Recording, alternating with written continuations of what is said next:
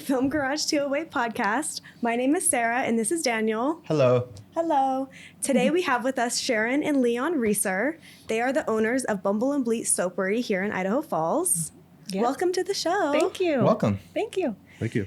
Yeah, we're so happy you came to do the show with us. We've met you here and there. We have a little bit of history. Yeah, we have a little bit of history with you, but we wanted to learn more about you and let others know about you as well, because you're awesome. Thank you. So how did you get started in doing this? I guess we can start with that. Okay, so I mean, I'm asked that, and then I even have to think about it myself, because I'm like, well, how did I do that? It's kind of, it evolved over time. And so I remember back we're from California, so and where we lived before, we're in the mountains. We couldn't have goats. We love farming, homesteady kind of things. So you're like Northern California? Yep, in the Sierra Nevadas. We tried to do pigs one time, and that was a little rough because that it's was all in California. Yeah. It was a little rough. Yeah. What do you do with the pigs? Like just sell them when they get for food. Yeah. Not like what you're doing now. No, not like what we're doing now. Yeah. So we did that. We just love that kind of thing. So, and then I had learned about just reading about different things, homestead type stuff about goat milk and its benefits. So both like for health wise internally, and then its properties that are good for the skin. And that just really intrigued me and was really neat. So I wanted to get goats way back then, but you're in the mountains with pine needles. It's not really the place. You need some grass. You need pasture for them is better. Okay. And so I was like, we can't really do it here. But so the ideas just started growing, and I started looking at how to make soap, because I really love creating and making things. You want to mention our anniversary weekend? Oh yeah. Okay, so we like to go away for our anniversary if we can. And so this one anniversary, we went over to Sebastopol, California. It's kind of coastal, near Bodega Bay, and but kind of in the rural area. And so we went to this farm, like a farm there, where you could, rent a place on the property. So we did. And one of the options you could have to learn was how to milk goats. And then you got to drink the milk, and they had cheese for you and things. So we signed up for that. And and on our anniversary weekend, I went and I learned how to milk a goat. Just you. He was there watching. Watching. That sounds weird. Yeah, he observed. You didn't plan that special date night for you guys? Yeah, I guess that was it. It was an enchanted moment, that's for sure. Magical. So you were staying on this property. Yeah. It was like a farm. Cool. Yeah, they had a bunch of cabins, and they had like a community garden, so you could go get vegetables and whatnot, and then bring them back to the cabin and whatnot. So it's like staying at Shroot Farms. Yeah, Shroot Farms. A little bit better. A little bit better. They would bring you the goat milk too, and the cheese. They'd have eggs in the little refrigerator for you, and you had kitchenettes so you could cook, and it was just a lot of fun. So I learned how to milk a goat, and I was like, I really want to get goats. So life evolved. We moved to Idaho. Yeah. And then that was one of the goals, is to be able to have a property where we could have the goats. And so immediately, did that like right away. We got the house. How long was that when you first found out, or your anniversary, till when you got your first goat? Oh my gosh. Here? Well, it was 2014. Oh, wow. Okay. That's when you first... That's when we went on the anniversary weekend. He has a better memory than me. That's good. I would be like, I don't know. Testing you, Leon. Yeah. I'm the numbers guy. Yeah. And then Sabrina made that one logo for us. Oh, yeah. We started dreaming about it back then. Oh. Yeah. And so, like I said, I love creating and making and all that. So, and then my kids are really artistic. And so I was like, Sabrina, some idea, with the goat milk. And then we learned about benefits of honey as well. And it's like, combine that into making something with goat milk and honey. So it's got to have goat and bees. And so anyway, she started working on a logo for us. Yeah. And we, so it's just like, it really has evolved over time. Is that the same logo that you're using? It's changed a little bit. Yeah, it changed a little bit because the actual goat that we use now is based off when we bought our house here.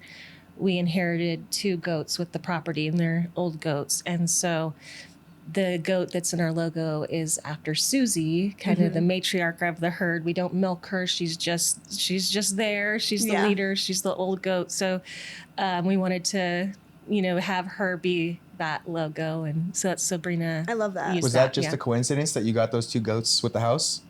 Yeah, we didn't, it was just part of it. The people happen to have goats. It was meant to be. In the contingency offer, because we went back and forth, this offer they came back with is that they gave us 2 goats and a ton of hay. Yeah, it's actually in the paperwork. We were like, it was in the paperwork for the house. This is so cool. Yeah. That's so fun. Yeah. Wow. Not the traditional thing you negotiate. Exactly. Yeah. So welcome to Idaho. Yeah. That's your house and your goats and your Give hay. us one more goat and you got a deal. Yeah. Yeah. It was that's awesome. fun. Yeah. So that was neat. Then we immediately added a couple more goats, and then got them bred, and so that I could practice starting to milk them and make soap and cheese too. We make cheese just for ourselves at home, but yeah. So do you just watch YouTube videos to learn about all this? Oh, yeah. So are there goat milking conventions? Probably, yeah. Actually, we went to the Homesteader conference. The Homesteader conference, We went over to this last year. That's probably pretty cool. It was really cool, actually. There's all these courses on how to do different things. You could pick and choose. And then they had video that you could log into if you miss some. So, cool. There was a goat milking one. We didn't go to it because we already knew how. But yeah. Mm-hmm.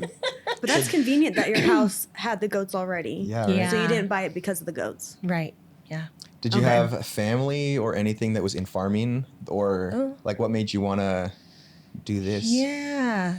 Oh. Well, I guess even before that, what were you doing before the goats? Yeah, before the goats. So, I've done a number of things. So, we have 5 children. And so I've, been where I've stayed home with my kids. Right out of high school, I got my cosmetology license. And so I've cut hair and done hair. Cool. For a little while. When the kids were little, I did real estate. Okay. Nice. So I've just done different things. And, and then I went to school to be a marriage and family therapist. So I actually finished that right before coming to Idaho. And then first little bit before starting Bumble and Bleat, I worked as a marriage family therapist up in Rexburg. And enjoyed that. But that other part of me, as I was doing therapy for other people, that loves creating, loves coming up with things, and loves that kind of farming lifestyle. Yeah. It just really was still there. And I'd find when I'm daydreaming, I'd be thinking about creating and making and having maybe a little shop with the stuff. And so I decided, okay, I need to, as I'm talking to clients and telling them to really listen to the self, I think I need to do the same thing. And that part of me is wanting to explore and create. And so that's what really led to the leap, I think, of us doing that. Yeah. That's awesome. Yeah. And what about you, Leon? What were you doing in California?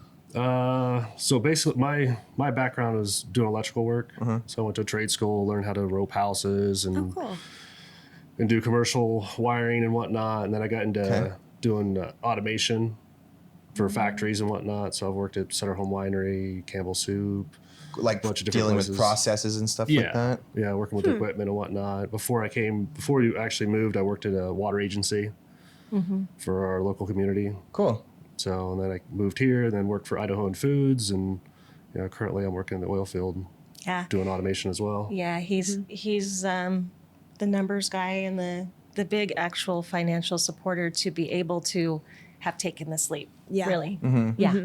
Yeah, it takes 2 for sure. Yeah. So I'm more on the industrial side of things. Yeah. He helps figure out all the things like, hey, I'm going to need to make some bigger batches, or I need to, how to do this. He's really got the skill on that end of things to figure it out. Or, hey, right now we're talking about our lotion making. Okay. You have to heat up to certain degrees. You have to do all this stuff, and then you need to cool down to certain degrees before adding other ingredients. So anyway, he's coming up with that of I've got an idea how we can make that a faster process and easier. Awesome. I love that. Yeah. That's really awesome. Really good. Kind of at the stage we're at now, it's a very manual process of where, we're, she's cooking on a stove on a double boiler. Yeah. Trying to heat up product and whatnot. So you're just keeping track of what you've done and what works best and what doesn't. And just from, making huge batches of soup or whatever else that I've had experience with, Yeah, you know, you so went, I'm soup, like slowly. wine, water, you've done like, Sawmill, worked in sawmill. Oh, yeah. Lumber, yeah. But so it's just a matter of just scaling up. But then, you know, we're restrained, you know, the restraints are, you know, cost, you know, because everything costs money and whatnot. So it's like we have to slowly step that up. So basically starting off in the manual process of it is fairly cheap. But then from there, it's the scaling it, making scaling it bigger. it up, you know, and then you have to have the volume of product that you're selling to. Right. Yeah. It's all So a how's that balancing act. going? Exactly. Are you It like really is. selling out? Are you having to scale higher then, since you're really looking into this? And Yeah. Between, so cool. especially with Farmers Market this year and the shop going on. And I'm the only maker right now as far as making all the product.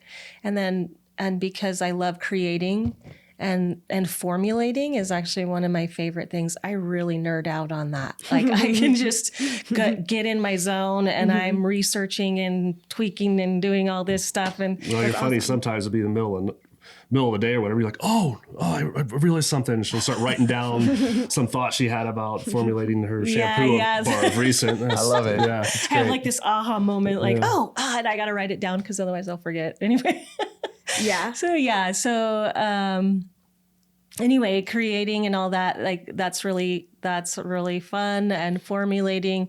So yeah, with me being the only maker now, it's been like, okay, so say I started making, what was it first? Like 6 loaves at a time, which is, I think you started with 3 to begin with. Yeah. and so the loaves I pour in right now makes it 8 full bars of soap. And so, you know, you're like, okay, so if you start with 3, you got 24 bars of soap of this certain type. And so that has scaled up to now I'm doing 12 at a time, 12 loaves at a time. Nice. Wow. And it's really kind of at the max of my physical ability or strength because 12 at a time in one go. That is that's a lot. a very big bucket of soap, you know, that you're dealing with. So yeah, just those kind of things as you grow of like, okay, this is as big as I can physically do on my own as far as like lifting and pouring and doing all this. So how do we continue this process that we have and step that up so that it's doable, you know, for my back, 100%, my body. So what does that look like? Hiring more people or I think more goats?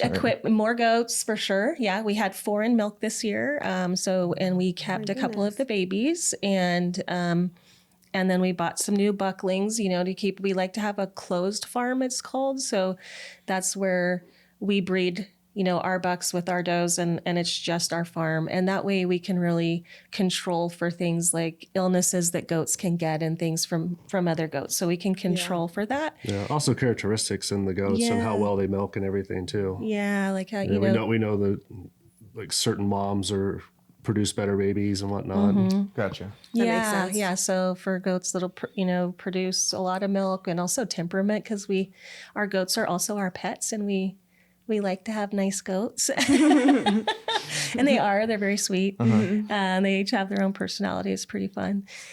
So anyway, yeah, we were looking at that too. And then, so more goats to breed. And then how can we change maybe machinery I'm using in a cost-effective way to produce more at a time so that so if I could make more of a batch of something, I'm not making it as often.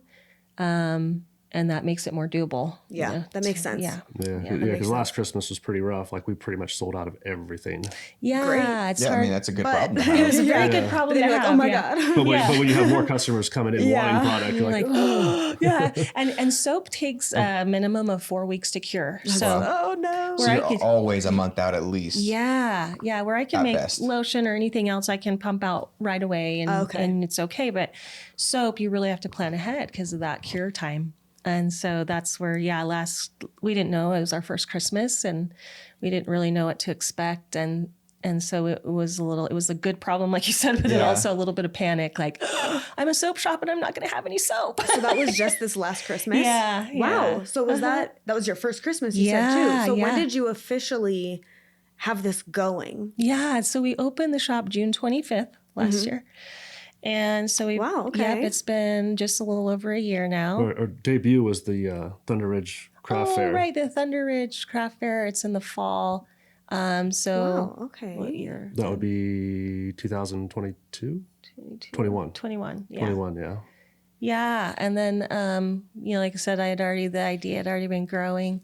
What happened that we ended up opening the shop when we did? Because that was really kind of just spur of the moment, really.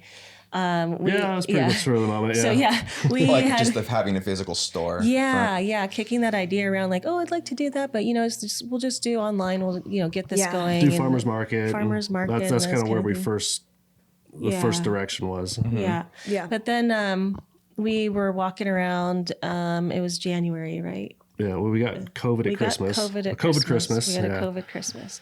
Right. And we were really sick. And that too, like being sick where you just feel awful. You have a lot of time to lay around and think. It can be good and bad. Yeah, it can be good and bad. And you're like, and you're kind of like, you're miserable. You're like, and it just made me really think more of like, okay, this has been growing in me that I need to make a change. I want to do something. Mm-hmm.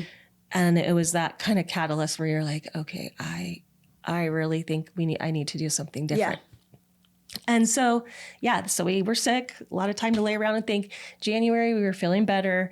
And it was like the first time we went out, right? We were like, let's go get some lunch. So we went over to Bagel City and then Leon's like, hey, let's just like walk around and look around a little bit.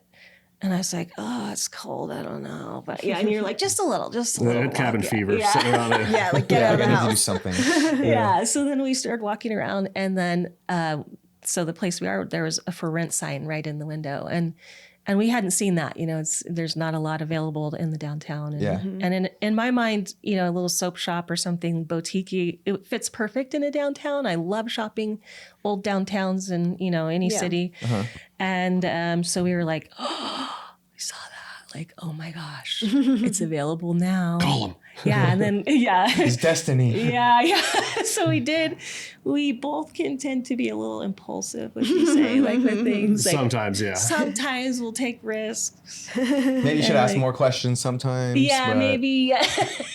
We can do this, but should we do this? Should we? Yeah, but sometimes you just got to jump on the opportunity. If you think too long, you miss it. So I get that. And don't regret it afterwards. Yeah, right. Like, what if we didn't do it? If you have that feeling of like, oh man, I want this place, someone else probably does too. And exactly. That's going through your head. Exactly. So and the guy with impulsive decisions here. Yeah. He's like, I gotta do it. I'm the same way. Yeah. Absolutely. Yeah. Are you too? A little bit. It's like I had the idea. I'm Why, like half and why half. are we waiting? Let's just go. Yeah. I know. Then, well, it sets things up for a life of adventure. That's for sure. Yeah. It does. It's not going to be boring. Mm-hmm. No. Got to set things in motion. You're going to learn, we learn by doing, and you just adjust like, that was a mistake. We've made plenty, and like, okay, well, how do we do things differently, fix that, whatever. And you do with doing this, it's a huge risk. And I think if I was like in my 20s or even early 30s, it wouldn't be. So I'm turning 50 this year. So at my age too, I was like, ooh, this is a big risk to be doing kind of Make later. a big life change. Yeah. Can you elaborate on that a little bit more? Because I think that's an interesting topic of chasing your dreams at maybe a later age might be scarier. Like, what would you tell scary. people? Yeah, because, it's like, if this goes bad, I don't have as much time to recover as far as financially. Yeah, you have more perspective on the pitfalls. Yeah. Do you think that can help you or hurt you? Like make you more timid when you shouldn't be? I think it really could make you more, depending on your person, right? Like, it could make you more timid where you're really afraid to make a change and then end up settling into something that you're unfulfilled, unhappy with. Settling is the key word. Settle. Mm-hmm. Yeah. And it's like, well, I'm too scared or I'm too old now. I can't do that because this could happen. And bad things could happen. Yeah. But the other side of that, right, if you don't take the risk, is that you settle and you live a life that's maybe unfulfilling, or you feel like, gosh, maybe when you're older, you're like, woulda, shoulda, coulda. Mm-hmm. What would that have been like? Exactly. And so, that was part of things too, is deciding to live fully and just like, okay, this is really calling to me. And we really talked a lot about it too. Is like, we're going to take this risk knowing full well that it might be a mistake in the end. Yeah, we took a second out on our house. Yeah, we did to do this. Yeah. Yeah, Big. We did not have the money to just, go and do. And so we did this. And sometimes I still question myself. There was no plan B. We're going all in. Yeah, full we send. We joked with our kids like, well, we might just have to live in a little RV in your trailer. My This completely fails. We'll move in with you soon. They're like, oh, yay. You guys should do this. Yeah. Yeah. But at the same time, right, I was like, I don't want to have that. Maybe we should have. Yeah. And settle in. Because I feel like, we live life, hopefully just once. Like, we're living this life, we're growing. I really feel we're here to learn and continue to grow. And so it's like, I'm going to live fully. Take a risk, do something that maybe scares you to death, but feels more in line with your person. Yeah. And so, here we are doing that. I love that. Was there ever a point in your life before that you wanted to make that jump with some other passion, didn't, and then held yourself back? Now this time you were like, I can't do that again? Or was this the first thing that you felt really like deserved your time and attention? I think it's the first thing that really, me listening to myself, my inner self, because it's been a theme throughout my life I love creating, and I'll come up in entrepreneurship because I'll come up with different business ideas. Bagel bags. Oh, bagel bags. Bagel bags. Oh my gosh, yeah, let's do this. I'm always coming up with things. So bagel bags and actually I just bought some other company is doing this. So one Christmas I decided to go wild and make all my kids bean bags for Christmas. I didn't realize chairs? Yeah, bean bags. Okay. Because I'm like, and I'm going to sew these and I'm going to make them. And I'm like, oh, you put like the peanut fill, like the shipping fill in it. This is how you do it. Okay. Not thinking about, okay, if you're going to make all these bean bags, how much fill you're really going to have. And this is where my sweet husband, he just he humors me. Okay. I'm like, oh my gosh, after I'm making these, this is so expensive. Like to get all these was going to be so expensive. I could just go buy bean bags. So anyway, Leon finds this place. How it always goes. Yeah. He finds this place in Sacramento, right, that sells shipping. Yep, shipping like a big, peanuts, like big, huge bags, massive bags. So he had like how many of these in the back of your truck? You went down to Sacramento? The back of my truck was completely full. Piled. I had all of these driving to Sacramento for that trip alone could have just paid for bean bags. Right, yeah. And the work, So he comes up, and then of course we had a really small house with all our kids, so I couldn't make these bean bags discreetly. So it was like, okay, I've got it all made, but we're gonna have to stuff these Christmas Eve while they're asleep. So my mother-in-law came out to visit. They thought they're getting sleeping bags or something. Mom's mom in the bedroom sewing. Don't worry about it. Mom's presents this year are weird. So we stayed up, I don't know, probably 2 a.m. It was like 2 or 3 in the morning. Like filling these bean bags and stitching them. Stitch them out afterwards. So we did this. And then we also had a beagle at the time named Bagel. This is why bagel bags. Oh, okay. And he loved these things. He would just climb up in them and snuggle. He just loved to sleep in them. So I'm like, oh my gosh, this would be cool as like a beanbag pet bed, dog bed, right? Yeah. And you would just make like an inner bag that's like waterproof, so keep the packing peanuts from getting gross. And then the outer cover that you can wash and maybe come up with different covers. It's like the Ruggable. Yeah, like I bought those. Yeah. So anyway, that was an idea, but then I did not go forward with that. Life busy, having kids. Also, problem is you have to like manufacturing. I don't love sewing. Plus, she doesn't like sewing, so Yes, it's a big problem. Knock that one out then. Okay. Maybe not for you. Maybe not for me. But I just love creating, coming up with ideas. So that being where I decided to listen to that self and like, okay, I'm gonna do this. Yeah. So going into that creative though, so you now have a store, you're busy, you're making soap, you're literally milking goats. Yeah. How do you come up with all your ideas? How do you have the time? Ideas. We don't have time. I do not have time. Okay. I am more busy and working more than ever, but something for myself that I enjoy doing and I would do anyway. Like I love making things. So coming up with the ideas, it's really, and that creative part, this is something that I'm really having to balance right now, is because when I'm tired and burned out, creativity goes down. 100%. And so it's like this, how do I balance where I'm getting rest and I'm having enough time that my creative mind can come back. Yeah. Because when I'm rested, and that just seems like it happens for me. I get ideas from other makers sometimes, but other times just things you talk about in the world or things you see in nature or things, ideas just will come, but it has to come from a place of me being a little bit more rested and relaxed. And then it just naturally ideas will come. Yeah. So that's kind of my struggle right now of I'm really the only maker. I'm just making. Like, okay, for the long haul, you know, it's like the turtle and the hare, that story, you know, of the race.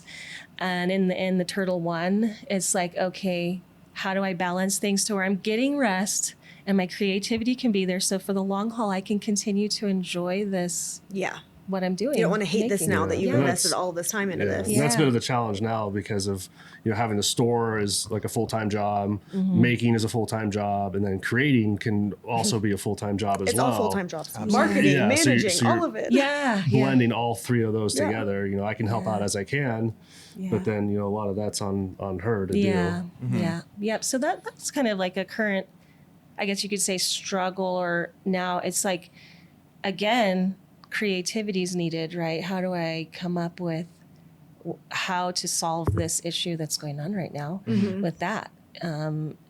Because so your issue is more on the production side, not the creative side. As much. Producing, you're getting stuck on the producing. Yep, exactly. Yeah. But I think too with the product line, you know, it's not just soap; it's the soaps, now shampoo, conditioner bars. I know, I go wild. Bath bombs.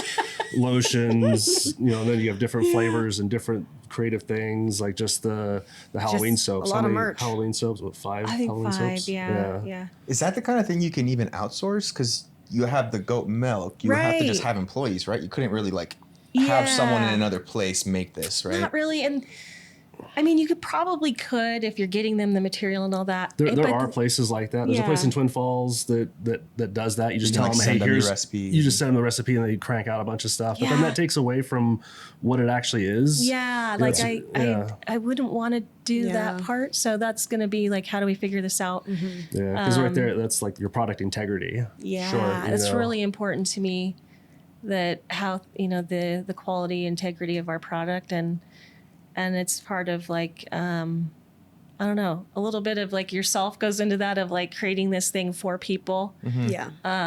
Where therapy, you know, you're sitting and loving people, talking with them about their lives and stuff. This is, for me, another way, like I kind of love people through this in a way. Sounds weird, but making things that I feel like are good for their skin. So like mind, body, soul thing, you're taking care of yourself with something that smells nice, but it's also okay and healthy for your body at the same time. Which is important these days, because who knows what is going into all of these products. Yeah. That well, that's kind of the scary thing too. Like our journey through this, or at least my journey through it, is like understanding what is being put in products. It's probably eye-opening. Yeah. And it's like, oh, this is horrible. Like, what are we doing to ourselves? Has there been anything standing out that you can tell us about? What do we need to stay away from? I feel like there's a lot of bad things. Yeah, there really is. I mean, there's a lot of things, but you know, like you've got your, you know, parabens and different things that affect our endocrine system, like, you know, your hormones, and there's so much of that. I mean, even in foods we eat and things. So that can really have a big impact on you, like using a lotion that had something bad in it. It would affect you, like mentally. It can. I mean, I think it's a cumulative thing of all the things we put in our body and on our body. It's not just using it once, but like you buy every month you buy a container of something, you're rubbing it on you. Putting these into your body. Yeah. And reading, I've read some articles, like this one article I was reading by a scientist looking, his guesstimate, or, you know, looking at things, was that we absorb maybe about 80% of what we put on our skin. So if you're thinking about that, 80%. Into your body. And so you want whatever you're putting on your skin to matter pretty just as much as what you're eating and putting into your body. Yeah. So I stay away from harsh chemicals, parabens, silicones, phthalates is a ingredient they put into plastics as a hardener, and it's in some fragrances. A lot of them out there now that you buy are free of that. I've actually, that's the word I see, the phthalate free. Okay. Because that messes with the endocrine system. And so we don't want, you want to lessen your exposure to those kind of things. So when I do a combination, I'll use essential oils, and essential oils are the scent from plant oils. So like your lavender, tea tree, these kind of things, eucalyptus, all these things that are made from plants. So I'll use some of my soaps are essential oil scented.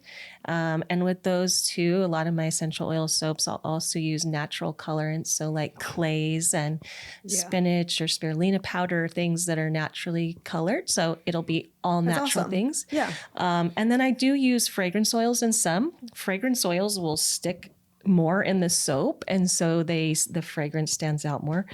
And so I want to appeal to a variety of people and things they like. But when I do buy a fragrance oil, that's one thing I always make sure it's the phthalate free. Yeah. It doesn't have that. And like I said, most now makers are out there that make fragrances that it is free of that, but there are still some that have it in. So I just always make sure I'm buying and it's free of that. Yeah. No, that's really important. I've noticed with just like even candles, I've been a little bit more skeptical of candles these days. Yeah. Because I'll smell it and it's like giving me a headache. Yeah. And there has to be something in there that I'm burning into the air.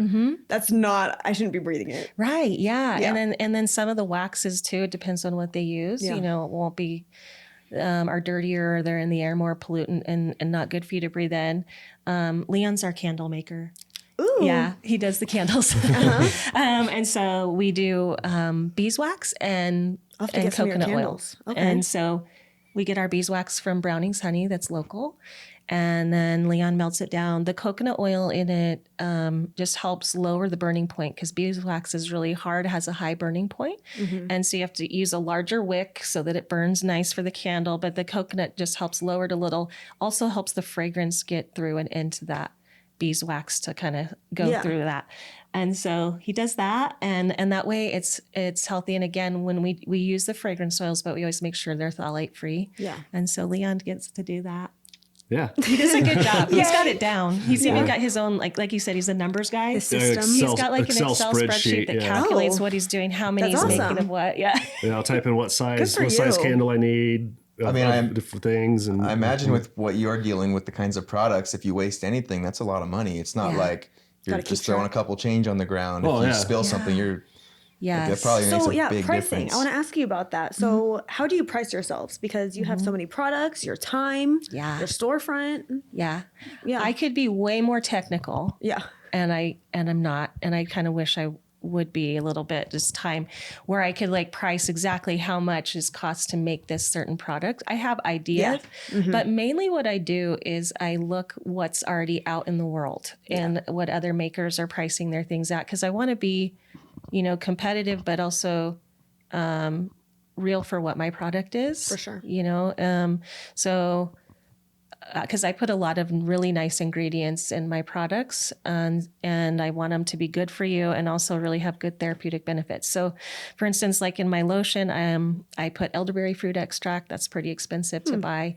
It acts as a natural antimicrobial. So it helps with the longevity of that lotion and keeping it safe for you. That's part of the other thing about the ingredients. We talk about the phthalate free, but also the preservatives that we use sometimes are pretty bad that are in products you buy at the store. So she uses like elderberry extract and willow bark extract.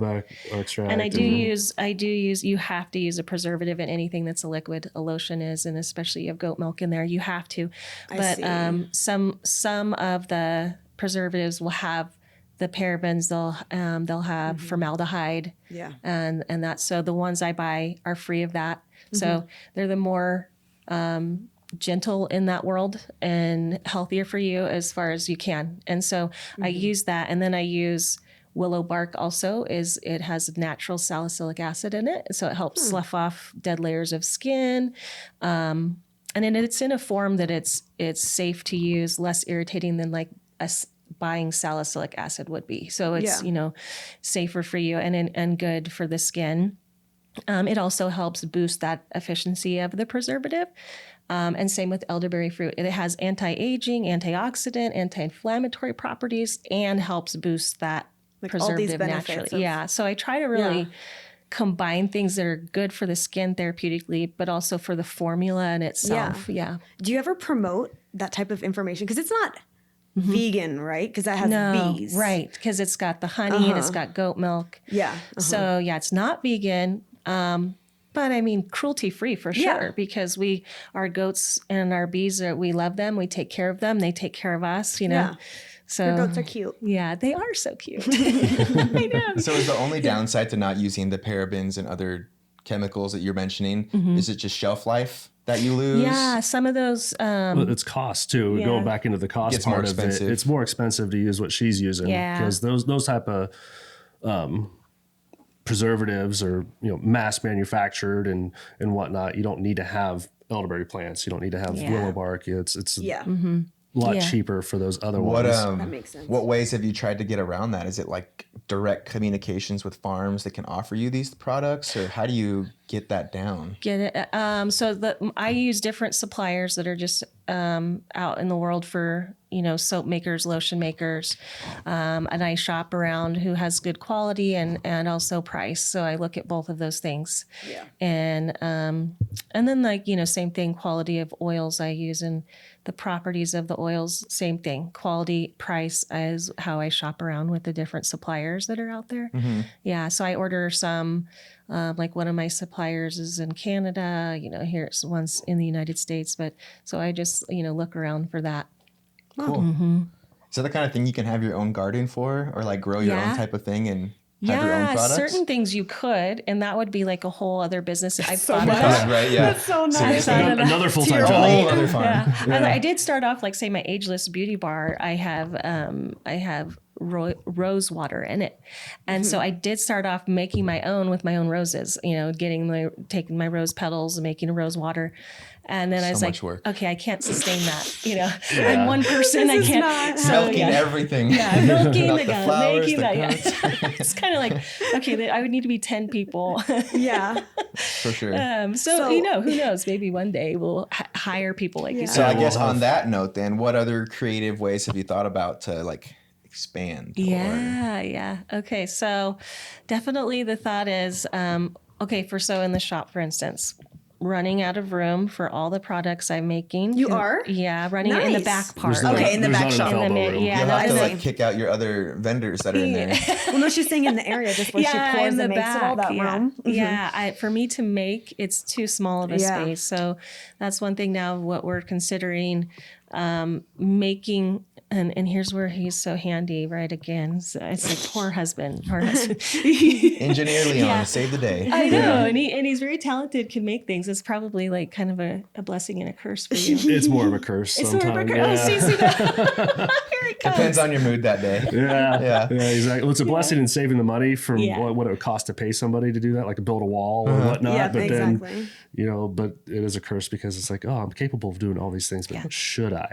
Should you? And how many things you have to do? Yeah, exactly. Yeah. Yes. Mm-hmm. So this idea is in we have our garage, making one of the bays a shop. So he would have to build a wall. You'd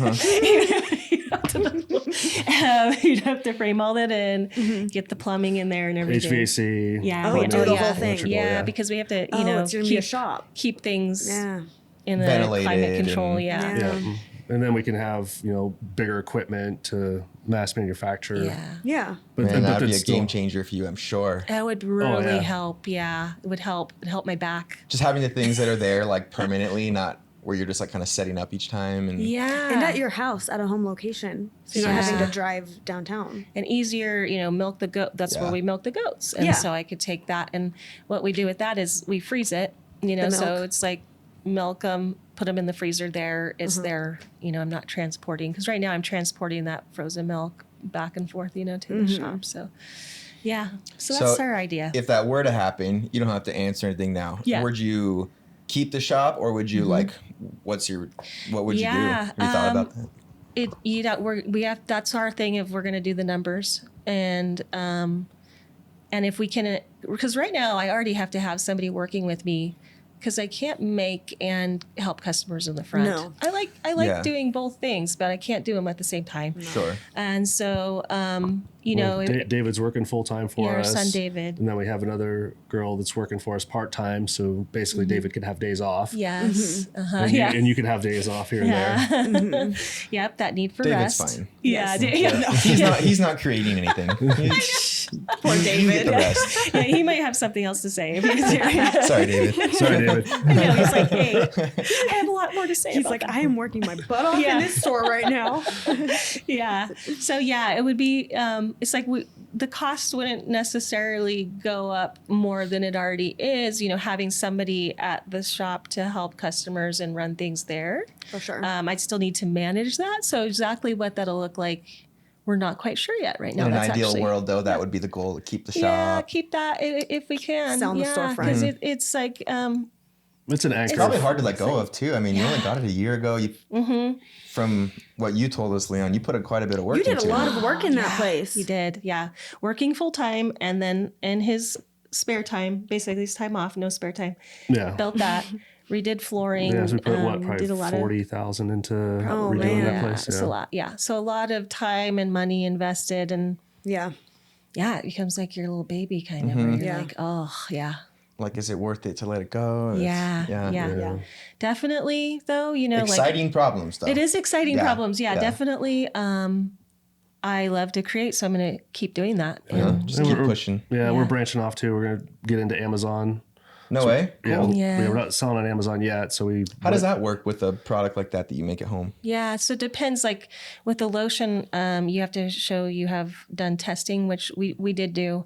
It's kind of expensive for each formula. So $500 or $600 for per formula. Ingredient? Per formula. For products. So like for this product. lotion. Soap. Yeah. Okay. The soap you don't need to. Soap, it's pH. It stays good. You don't have to worry about that going bad. Okay. Just basically the lotion. The lotion's the main thing because you're adding a liquid. And so they do what's called stability testing, and then the testing for your bacteria, yeast, mold. They make sure that your preservative, whatever you have in there, is holding up, that your product is safe to use for people. So it's a good testing to do. Cool. Yeah. So we did that last year before we got it out. We want to make sure we're selling safe things to the public. Nice. Okay. And so that took about a month, I guess, to get the results back. Get that back. So you have to have that paperwork for Amazon for like lotions and things like that. So that's what makes it a little more difficult in price. You've got to do that. Yeah. But as far as soap, you don't have to do it. You just have to go through their process of, they verify that you're a real person and a real business. And it's kind of a weird process you have to go through. Yeah, you have to do a video call with them. I was going to say, you couldn't have picked a product with more barriers to entry than what you have. Well, I think really do that. For any Amazon seller, though, they go through that screening process. Yeah. Cool. Like you have to be on a video call and then hold up your license beside your face. Like your driver's license to show it's you. Yeah. This is me. Yeah, this is me. Okay. Yeah. Okay. Yeah. Interesting. This is good information to know. Yeah. So then after you're like accepted, you... Then we'll make our own little Amazon shop and we'll see what happens. And just put up your products and sell them. Okay. Did you just reach out to like Amazon? Do they have a page you can just contact? How did you do that? Because Leon took care of this. For anyone else who's listening that may exactly. want to try to How do you get on Amazon? Getting on Amazon. It's just, and it wasn't that hard? Literally Googled how to get on Amazon. Yeah, how to start a store on Amazon. Okay. Yeah. Okay. Yeah, well, that's let good him advice. take And it. there's an app also, Amazon Seller app. Yeah, I've seen the seller. Yeah. I've tried to do the affiliate stuff because they have that whole other app, the affiliate selling app. Have you seen that one? I haven't seen that one. Yeah, I feel it's a little different, isn't it? Where Yeah, you they like have you promote other people's products and then you just get like a percentage back. Yeah. Correct. Oh, cool. What does Amazon take from your a percentage? Do they do anything? I haven't gotten that far yet. I see. They just know who I am and where I live. They know you're real. Yeah, they know I'm real. But and same with like where I'm on Etsy. I don't have all my products on there right now. It's just again a time thing. Yeah. And that's I imagine, I don't know how Amazon will go, but I imagine the same. It's been slow. It's like sometimes that can be discouraging with a business, is that it's a long game. So you're tired, you keep going, and you're like sometimes not getting a lot of return back for your effort. Yeah. And so it's like, okay, knowing that it takes time though, that turtle in the hare, the race. Yep. Keep going. going. You got to keep telling yourself. And keep yourself at a pace that you can sustain it. You got to take the rest time. That's where I'm like, trying to balance that for me. And so I'm like, okay, I'm going to keep going. So now Etsy sales are starting all of a sudden to happen. Oh, really? Cool. They're starting to happen. I'm like, oh, now Etsy takes their chunk, I've heard that about Etsy. I've heard a lot of people have left Etsy. They take quite a bit. Yeah. So we're not sure on how Amazon works with that yet, but we will be finding out. That's exciting though. Yeah. So what are you guys going to do to try and sell yourselves online to get these Amazon sales like more? Do you have any ideas of? I'm not sure. You know what you should do? Send just bars of soap or like your best products to famous people. Oh my gosh, that's a very good One of them's idea. bound to like it and post some about local it. People. I love that. That's a very good idea. So I haven't done that like how you're saying, like a PR box to do it. But my daughter's boyfriend's brother is like a big blogger, YouTube. He's like into the like he does surfing and snowboarding, and he has a huge, that's what he does. And so he has a huge following, and he has done that for us a couple of times. He loves our soap. Yeah. And then from that, we did get some sales. That's awesome. Then, and actually got into a store, a spa over in Lake Tahoe. Cool. So somebody there liked our stuff, and she carries it now. So that was really cool. That's another thing of growth and planning that I don't have all the answers yet, but you figure out as you go. Yeah. But as we're able to make more, we can start wholesaling and expanding into that way as well. World. Yeah. We're in Nepal. Oh yeah. Yeah, we're in a pharmacy in Nepal. It sounds cool. Really? It sounds so cool. We can say, we're international. So nice. What happened is somebody that she grew up here in Idaho Falls and married somebody that's from Nepal, and now they live in Nepal, and he has a pharmacy there, and it's called True Care Pharmacy, and they have like beauty products and the pharmacy. And so she came to Farmers Market, saw our stuff, and she really wanted to have a product from her hometown. I love it. And so they bought from us like right after we opened, she bought, and then they just came back because they come to the States, every year, and bought more stuff to take back. I love it. That was really exciting. And that just kind of came to us just being out there. Yeah. That was really cool. But we'd like to get more into the wholesale world too. So, and that's a new adventure. That's like, and that's just making more soap to figure out. Yeah, more soap, making more. Make more. You can get into Costco. You can get into all kinds of different places that kind of expands the business even more. So it's like the wholesale, we don't make quite as much, but that gets our name out there to where maybe people will start buying online more. Yeah. So you got to have hit them from all the angles. Yeah. Cast that big net. Yes. Yeah. Yeah. And numbers game in that. I'm sure that's scary, but God, that's probably so exciting just to even consider being in like any kind of wholesale market. Like that's really cool. It is really cool. Should we be excited? I mean, if I was in your shoes, that's game changing. Yeah, it is really exciting. And then if it works, and then if it works, and then there's the fear. Oh my gosh, again, the issue we've got to work through of creating more, making more quantity at a time, keeping a life that you like and love. The whole point of that balance. Yeah. And then occasionally, I probably other business owners experience this too, is that imposter syndrome. Even though I've done all this research and things, I'll have those moments where I'm like, okay, who am I? I'm just me. And then I made this thing that you're putting on your body or that people are buying, and then I get like, oh, that's a lot of pressure. Yeah. Oh my gosh, maybe I'm not good enough. Maybe, and these doubts. Yeah, and having those people that come into the store be like, so where do you get this stuff at? Yeah. It's like, well, we make it here. No, you don't. They don't believe you. So they don't believe you, yeah. I'm like, you can follow me if you want. I don't know what to say here. I promise I do make it. Yeah. You could follow me. But it is all us, the products. I guess you could take that as a compliment. Yeah. You couldn't make this. It's too good. Yeah, you couldn't make this. Like, and then there you go. This is something you buy in a store. Well, you're in a store. Yeah. But then, like that feeling of like, oh my gosh, look what I did. That creative part that just likes to run and go with things, but then the reality of what that is, and that imposter syndrome comes in, where you're like, oh my gosh, wait, what did I do? And it's just me, and am I good enough? And blah, blah. And these words come in. But then, I think that's just human nature in general. We have those little voices, right, that say things, and then just like, well, but I did do the research. I do really care about the people and my product, and that's what makes me worry, I think, like that you and feel that way sometimes, because I do really care about creating a product that's good for your skin and works for your skin, healthy for you, and you just hope people like it. That's another thing with being a business owner. there's a thick skin that you have to get as well, because, and sometimes I don't know, you know, people may not realize, oh no, the person that's helping me, she really did make all of this, you know, and her blood, sweat, and tears are, you know, this, because it's like, you know, people will just be so honest with what they think. Say. Yeah, you're like, oh, okay. I think there's a group of people out there too that are just not happy with anything. Yeah, 100%. So it's like you can't change your business to facilitate that one person's. Yeah. Yes. They're just not your customer. Yeah, that's exactly. Right. Yeah. That's a good point, because not everybody is going to be your customer, and that's okay. Some people want to stink, you know? Yeah. They don't want to smell good. Yeah. They don't need to buy your soap. Yeah, they don't need to. Yeah. That's on them. Yeah.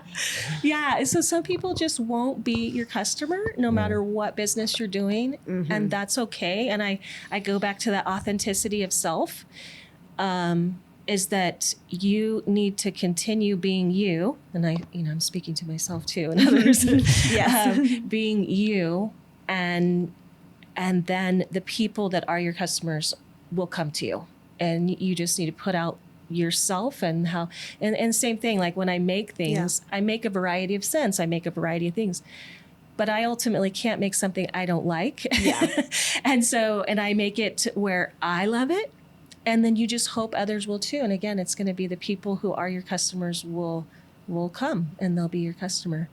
So yeah, I hope that can help as far as that staying authentic. Because when you don't too, you're going to go back to that place of being dissatisfied because you're not living your authentic self or what's truly you. You're compromising. Yeah, you're back to that. Yeah, compromising again. Mm-hmm. Yeah. Yep. Yeah. So yeah, it's always a balance of figuring that out and just keep going like, yep, not everybody will be my customer. That's okay. And I'm going to keep going. Yeah. Yeah. Yeah. Mm-hmm. So as opening up your store this last year, everything you've learned, what advice would you give to someone else who's trying to go into a venture like this? Yeah. Just open their own business. Okay. Well, I have made a lot of mistakes and learned a lot this last year.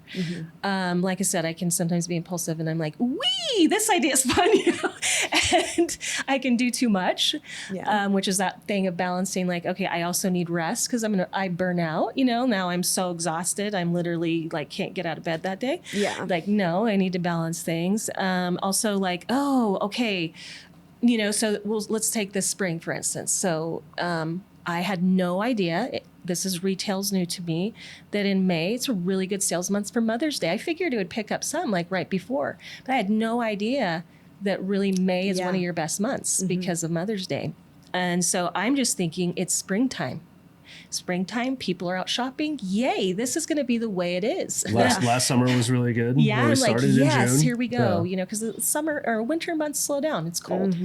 And so I was like, okay, yeah. So then I'm like, oh, pajamas are selling. Robes are selling. Makes sense because it's Mother's Day, right? But I didn't know that this is what's happening. So I'm like, okay, I need to buy a whole bunch of pajamas now. And so I put all this money out there, basically whatever profits I would have made back into the store to put that out there thinking that was going to continue. And no, I learned it's May, it's Mother's Day. And so that learning curve is a little painful, but I've learned that. So being careful, I guess, would be advice of, yes, keeping, you know, with a retail store end of the store here, what you're putting out and what, you know, keeping your products interesting, having the variety, having that for people, but then also being careful not to cut yourself so short that you're struggling, you know, to make payroll and rent and all that. For sure. Which happened. Yeah. Yeah. You know, so I learned that. Got to rein it back. Yeah, that's one. That's one thing. You know, is like keeping that, and then probably keeping yourself flexible to be able to where you can make adjustments as you need. Yeah. You know, don't make decisions that just pigeonholes you into just like, I'm stuck right here. I can't do much else. Sure. And I think that's probably an important thing to do. Is be flexible to where it's like, hey, if I need to adjust.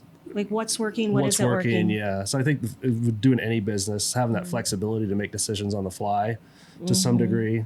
This is working. This is working. That's not working. Especially like I thought this really idea would be good, but it wasn't. So let's. Yeah. Being flexible. Yep. Rolling with the punches, so to speak, whatever. Just, you know, having that flexibility. Yeah. Prioritize. I keep saying this, right? Prioritizing your rest. this is advice to myself as I say it out loud, because it is like, you have to Sharpie that on your hand. I need to, go take a nap put a after note this on my forehead. You have to, because for the longevity, you have to keep that going. And it's a marathon. It's not a sprint. It's a marathon. Mm-hmm. Yep. What else? Do you have other advice that we've learned? Good luck. Good luck. Good luck. This is my, man, a few words. It's always good. Yeah. I don't know. There is like a certain aspect of luck that comes into it. It's like you do have opportunities that pop up here and there that help you go in the direction you're going. Yeah. Probably just having a direction, like, hey, we're striving for this, but then having that flexibility to where it's like, being prepared for the opportunity when it comes. Yeah. Right. Yeah. Yep. And then like, oh, okay. And then we see this. What do we want to do with that?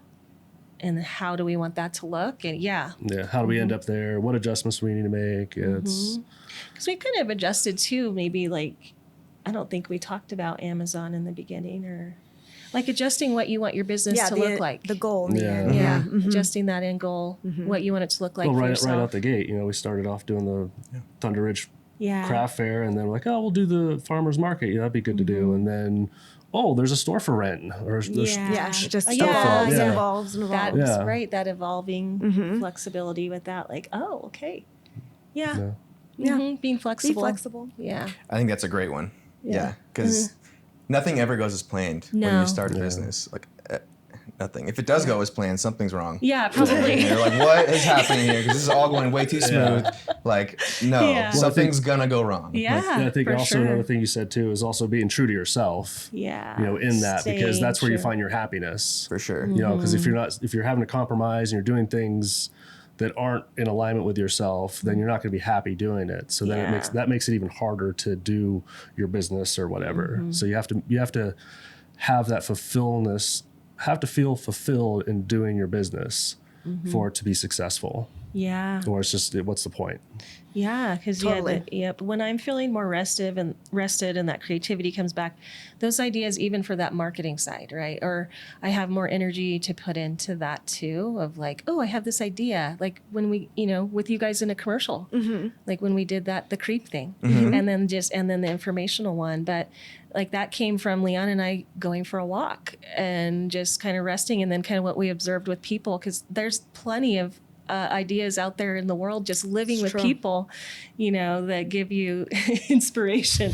People are funny. People are funny people. There are all types out there. There is. Yeah. It's really entertaining. When you really embrace that idea of like everyone being different, you can come up with better ideas too. And you're not just in your own head thinking, what do I think is funny? It's like, what do people relate to? And so I totally get that. Yeah. We had so much fun with you guys on that. Yeah. On making those that was commercials. Fun. Yeah. That was really fun. It was really fun. I laughed a lot. I still watch them every once in a while. So I need a smile. So, kind of question we didn't have listed on here, but I just thought of it. With what you're doing, how do you plan, like when you run your own business, how do you manage your mental health? Like, do you plan a day off a week for yourself? Do you say Leon and I every Friday are going to get pedicures as our, like, because when you're at some type of corporation, they usually incentivize you with something like here and there bonus, the good ones. Try at least maybe modern companies. I don't know. So like when it's your own company, how do you do that? Because you can't just treat yourself. It feels guilty sometimes. Yeah, right. You feel like that, but no, I mean, that's that whole like self-care is real, and then I guess there's where my therapy self, you have all parts of yourself like that comes with me wherever I go. And so definitely you have to have like Sunday, right? We don't work. Mondays I was taking off too. I'm realizing I absolutely need 2 days off minimum, and I need to just not think about things, do my life. Sometimes you get like, some message or here and there, but I'm like, okay, that can wait. That can wait on my days off to answer that. Even you have to turn off, and you have to let yourself have time away. And because otherwise you're going to burn out. It's just, we're not really made to run like that as human beings. So we have Sunday Sunday we, because the shop's open on Saturday and we've had farmers market. And so Leon and I have been doing farmers market. And then in the afternoon, we usually then just go home. Sundays off. I was having Mondays, and here's that part of like flexibility. Things happen. Just an employee moved on, and I have this other person. She can't work Mondays, and David has off Mondays. So I'm like, okay, I need to find somebody for that. That's just like that figuring out. Yep. But I'm realizing that's really important for me to have like minimum 2 days off. If I can get like 2.5, 3.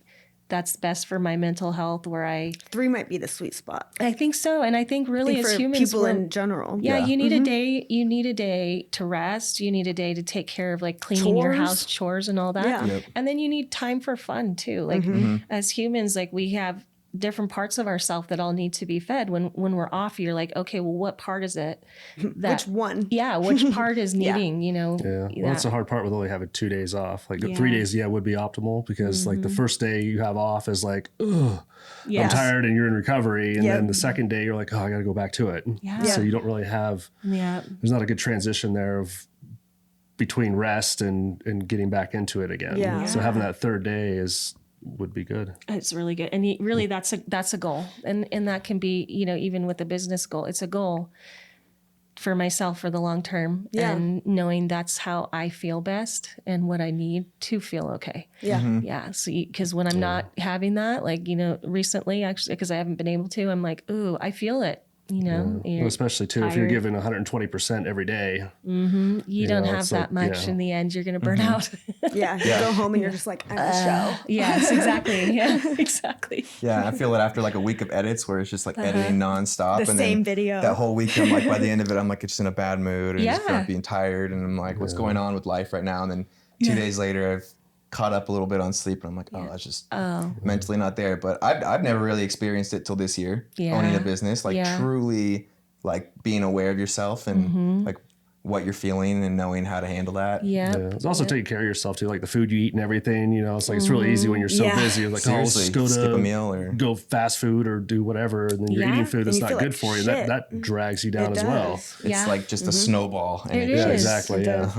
And that happens to me. Sometimes I'll be working at the shop till 8:00 at night, and on busy days when I'm like, okay, I want to crank out a bunch of stuff. And you probably know, like, I should go home for my mental health, but like, you're not gonna. I know that. Yeah. And so then there's that, okay, self-care again is caring for the self. It's not just like getting a pedicure or doing this, caring for the self. What is actually good for me? And that includes rest, getting good food, and all those things. And so, when I do that, I'm not being a very good caretaker of myself. And I do that though sometimes because I'll be having anxiety about. Are you a yes person? I can be. Yeah, absolutely. So that probably exhausts you a lot more too. It does. When you're a people pleaser and you have a hard time saying no, that no is such a good word. The power of no. The power of no, knowing your personal, like where you are. And sometimes, right, you're saying, you realize after a week, like you're like, oh, I'm crabby and I'm just not. And then you realize, oh, okay, I needed the rest in that. So, it's not that no perfection in this self-care thing. We're all human. We're all figuring it out every day, but checking in with yourself frequently and saying like, where am I right now? How am I feeling? What am I needing? And like, oh, okay. Yeah. I stayed late at the shop. I ate bad food and now I'm really tired and crabby. The math is adding up. I need to do this instead. It's just hard to feel like you could take that step back when you are running your own show. There's that pressure, it's like on you to make it work. Especially if you have all these ideas, because you're like, I have to do these 3 things to get me to here. If I take a break, I'm going to be behind. No one else is going to do it. No one else. It's on you. Or like, I've had a lot of people asking me for these shampoo bars. I formulated all winter. I really wanted to have them out sooner, but reality of being the only maker, I couldn't do that. And then there's just like the testing phase where you're making and tweaking. We use ourselves and friends, family, and how do you like this, what this, and we tweak it a little more. And so then like, oh my gosh, I've told all these people that I'm going to have this out soon. This is in my head. More pressure. Pressure. Okay, I have to. And that expectations. That's the kind of thing I'll do. People please is to stay late. Instead of just being like, you know what, we're pushing it off a month. And like you could just say that. I could. Like, that's fine. It's okay. But then on the Sunday when you're supposed to be resting, it's like, oh, I gotta get this out. Make this I've been here all day. What did you do that one? What were we doing that day where I was like really formulating?